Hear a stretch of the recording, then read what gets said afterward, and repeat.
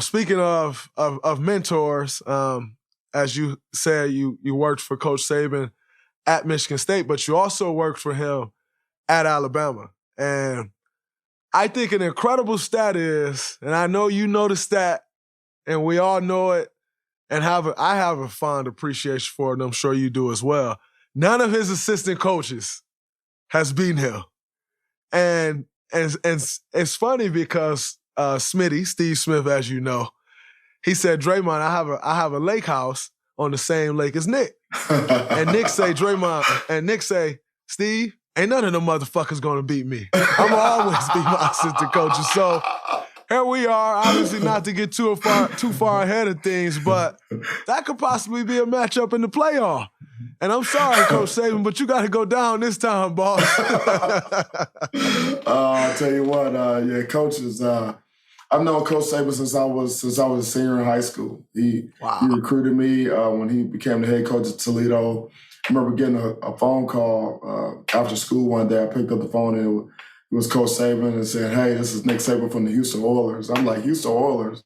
I'm in high school. What's the deal?" He said he just got the head job at Toledo, where my dad played football and baseball, and that's how I got to know Coach Saban, and he gave me my starting coach. And I actually coached. I was his defense basketball coach at LSU his first year there, and then I went back there with him in 2015. We won a national championship there, and so he's taught me everything. He laid the foundation for me in coaching. 3 of my first 4 years in coaching, I was with Coach Saban. And whether it goes from recruiting to player development to defensive scheme, you name it. Just running an entire organization, strength and conditioning. Operations. I mean, he from A to Z. He knew it. He knows it all. He's a great explainer. That's the one thing I love. One of the things I love about Coach Saban. He's very demanding. In which he should be, and he's very detail-oriented, and he has a sense of urgency, but he'll always tell you why he wants things done a certain way.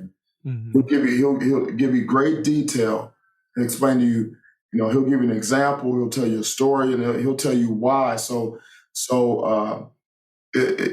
on you if you don't get it done, because he's going to tell you exactly what he wants, how he wants it, and why he wants it that way. And there's a reason why, he's undoubtedly the greatest coach in the game right now, and he's extremely tough to beat, whether you were assistant or not, because he's a relentless recruiter.